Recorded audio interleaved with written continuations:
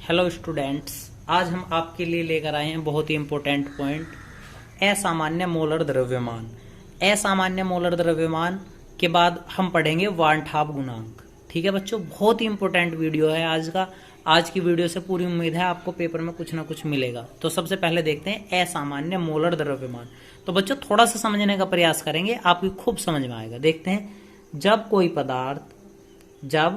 पदार्थ विलयन में संगुणित या वियोजित होता है तो उसका परिक्षिप्त मोलर द्रव्यमान सामान्य से क्रमशः अधिक या कम आता है, जिसे असामान्य मोलर द्रव्यमान कहते हैं। तो बच्चों इस परिभाषा में आपने 2-3 शब्द देखे होंगे जो थोड़ा अलग थे, फिर दोबारा समझेंगे। जब कोई पदार्थ विलयन में संगुणित या वियोजित होता है। संगुणित का मतलब है बच्चों मिलके, यानी कि एक तत्व से क्रिया करके क्या कर रहा हो, घने एक जगह इकट्ठा तत्व बना रहा हो। और वियोजित का मतलब क्या है बच्चों, किसी से क्रिया करने के बाद क्या हो रहा हो, टूट रहा हो, यानी कि कैसा हो रहा हो, कम हो रहा हो। जब कोई पदार्थ ज्यादा बन रहा होगा तो संगुणित, और कम बन रहा होगा क्रियाफल, तब क्या, वियोजित। तो उनका परिक्षिप्त मोलर द्रव्यमान, परिक्षिप्त मोलर द्रव्यमान का मतलब है बच्चों प्रायोगिक मान। जब जो क्रियाफल में आता है उसको कह रहे हैं प्रायोगिक। परिक्षिप्त मोलर द्रव्यमान सामान्य से क्रमशः अधिक, यानी कि जब संगुणित होगा तो कैसा होगा बच्चों, अधिक होगा। जब वियोजित होगा तो कम आता है, जिसे असामान्य मोलर द्रव्यमान कहते हैं। जैसे अब हम इसके दोनों तरह से उदाहरण पढ़ेंगे। जैसे कुछ पदार्थों को जल में घोलने पर संगुणित हो जाते हैं, यानी कुछ पदार्थ ऐसे हो जो जल में घोल देंगे तो वे कैसे हो जाए बच्चों, संगुणित हो जाए, जिससे निम्न प्रकार व्यक्त करते हैं। तो उनकी कुछ समीकरण है, जैसे हमने बनाया एन क्या रहा है, यहाँ मोलों की संख्या है, तो क्या बना रहा है वो, एन, यानी कि बहुत सारे मोल बना रहा है। ऐसा ही तो है बच्चों, जब एन की मात्रा यहाँ थी, जब यहाँ नीचे की तरफ लिखा रहेगा तो इसका मतलब क्या है, बहुत सारे मोल बना रहा। तो इस अवस्था में विलय का प्रक्षिप्त मोलर द्रव्यमान सामान्य से अधिक आता है, यानी कि सामान्य क्या आता है, योता एन, इसकी मात्रा में कैसा आ रहा बच्चों, यो बहुत अधिक है, अधिक आता है, जिसे हम क्या कहते हैं, असामान्य मोलर द्रव्यमान कहते हैं। एक तो यह हुआ, यो किस उदाहरण पे लिया बच्चों हमने, जब कैसा हो रहा था यो पहले वाला, यानी कि संगुणित के लिए होता। ठीक है, दूसरा उदाहरण फिर से लेंगे इसका। तो दूसरे उदाहरण में कह रहा, कुछ पदार्थों को जल में घोलने पर ये वियोजित हो जाते हैं, जो निम्न समीकरण द्वारा व्यक्त करते हैं। अब समीकरण को रिपीट कर लिया, ए एन था, और जब इसे हम वियोजित करेंगे, वियोजित का मतलब क्या होगा, टूट गया, किसमें, एन ए में। यहां से भी आप समझ सकते हैं NaCl में। जैसे हमने NaCl को जल में घोल लेते तो क्या बनेगा, Na प्लस और Cl माइनस। तो बच्चों क्या हो रहा है, इसमें वियोजित हो रहा है, टूट रहा है। ठीक है, आप यहां देख सकते हैं 2CH3COOH, यह था, यो कैसा बनेगा, CH3COOH, यहां कैसा हो रहा है, 2। तो यो तो कैसा हो रहा बच्चों, संगुणित, इकट्ठा हो रहा, और इस वाली क्रिया में क्या हो रहा बच्चों, वियोजित हो रहा। ठीक है, इस अवस्था में विलय का प्रक्षिप्त मोलर द्रव्यमान सामान्य से कम हो जाता है। इसमें क्या है बच्चों, सामान्य क्या था, एक था, यहाँ कितने हो गए, टूट गए, अलग अलग हिस्सों में हो गए, तो सामान्य से कैसा हो रहा बच्चों, कम हो जाता है, जिसे असामान्य मोलर द्रव्यमान कहते हैं। यानी कि ये दोनों उदाहरण थे किसके, असामान्य मोलर द्रव्यमान के। तो बच्चों इस असामान्य मोलर द्रव्यमान में बहुत सारी समस्या रही। इस समस्या के समाधान के लिए वान ठाप ने एक गुणांक दिया जो निम्न है। तो इस समस्या के समाधान के लिए हमारे वैज्ञानिक वान ठाप ने एक समाधान, यानी कि एक निष्कर्षण दिया जो निम्न है। इन्होंने कहा आई वान ठाप गुणांक है, जिसे हम आगे पढ़ेंगे। तो आई बराबर प्रक्षिप्त या प्रायोगिक अणुभार, परिक्षिप्त या प्रायोगिक, यानी कि इस तरफ वाला, जो इस तरफ वाले पार्ट है इनका अणुभार बटे पहले वाले का अणुभार। समझ में आ रही बात बच्चों, जो बाद वाला पार्ट है, यानी क्रियाफल वाले का अणुभार बटे क्रियाकारक वाले का अणुभार। ठीक है, बराबर, या तो यो नियम भी ठीक है, या फिर कौन सा, वियोजित या संगुणित के पूर्व कणों की संख्या, जब तक ये वियोजित या संगुणित नहीं हुए थे इनके कणों की संख्या बटे वियोजित या संगुणन के बाद कणों की संख्या। यो वाली बात किसने कही बच्चों, वान ठाप ने। अब यो बात वान ठाप ने कही किस बिना पे थी, या किस नियम के अनुसार कही थी, अब हम उसे देखेंगे आगे। ठीक है बच्चों, देखते हैं। तो बच्चों वानठाप गुणांक को समझने से पहले हमें समझना होगा अणुसंख गुणधर्म। अणुसंख गुणधर्म कहते किसे हैं, ठीक है बच्चों। तो देखते हैं विलयन के वे सभी गुण जो विलयन में उपस्थित विलय के कणों की संख्या पर निर्भर करते हैं।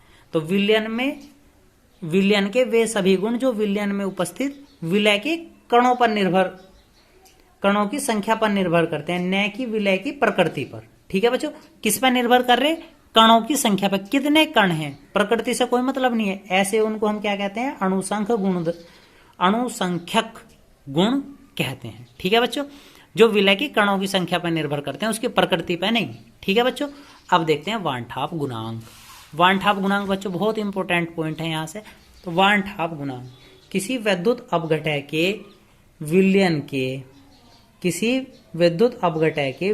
के अणुसंख्यक गुण के प्रायोगिक मान को हम क्या कह रहे हैं बच्चों? पहले से परिक्षिप्त मान और सामान्य मान के अनुपात को वानठाप गुणांक कहते हैं। फिर दोबारा से समझेंगे। किसी विद्युत अपघटय के विलयन में किसी अणुसंख्यक गुण के प्रायोगिक मान को हम दूसरा क्या कहें? परिक्षिप्त मान और सामान्य मान के अनुपात को वानठाप गुणांक कहते हैं। इसे आई से प्रदर्शित करते हैं। अब समझ में आया बच्चों? फिर दोबारा सूत्र देखते हैं। अणुसंख्य गुणों का प्रायोगिक मान, यानी कि प्रायोगिक मान कैसा? परिक्षिप्त मान को कह सकते हैं। अणुसंख्यक या अणुसंख भी कह सकते हैं, गुणों का सामान्य मान। यानी कि कुल मिलाकर क्या है, हमने जो इक्वेशन हल करी थी उसका जो प्रैक्टिकली मान आया वो वाला मान बटे जो उसका वास्तविक मान था वो। या फिर आई हम दूसरे पदों में कह सकते हैं, जो हमने पूर्व में बराबर रखा था, वियोजन या संगुणन के बाद विलय के मोलों की संख्या या फिर क्या है कि कणों की संख्या। और यहाँ वियोजन या संगुणन के पूर्व विलय के मोलों की संख्या या फिर किसकी संख्या बच्चों? कणों की संख्या। ठीक है, अब देखते हैं इससे आगे इसके कुछ उपयोग भी। तो बच्चों देखते हैं अणुसंख गुणों के समीकरण में वानठाप का संशोधन। तो वानठाप ने क्या करा? कुछ संशोधन करा जो हम पूर्व में समीकरण पढ़ते हुए आ रहे थे, यानी कि जो नियम हमने पूर्व में पढ़े थे उनमें वानठाप ने कुछ संशोधन करे। तो सबसे पहला करा उसने क्वैथनांक के उन्नयन में। क्वैथनांक का उन्नयन बच्चों डेल्टा टीवी बराबर KBM तक पढ़े थे हम। डेल्टा टीवी बराबर होकर रहता KBM पर वानठाप ने क्या करा? इसमें एक नियतांक और दे दिया, क्या? अपना आई, यानी कि वानठाप गुणांक। तो हम इस वाले फॉर्मूले को भी याद रखेंगे यदि कहीं पर वानठाप गुणांक होगा। इससे क्या होगा, जब हम इस वाले फॉर्मूले को पढ़े थे तो कुछ ना कुछ अंतर रह जाता, कुछ कमी रह जाती थी, जिस कमी को दूर करने के लिए वानठाप ने इस नियम को बनाया था। ठीक है बच्चों, ऐसे हिमांकीय अवनमन में डेल्टा TF बराबर क्या होगा? I KBM, यानी कि एक नियतांक दिया कितना? ये भी F है बच्चों। कितना है? F। भाई डेल्टा TF था तो KF रहेगा, तो I नियतांक रहा। एक हमने प्रासरण दाब पढ़ा था। प्रासरण दाब भी बच्चों किस प्रकार रहेगा? P बराबर ICRT। ICRT से भी हम दे सकते हैं, या PV बराबर RT। जितने भी हमने सूत्र पढ़े उसमें केवल क्या रखेंगे?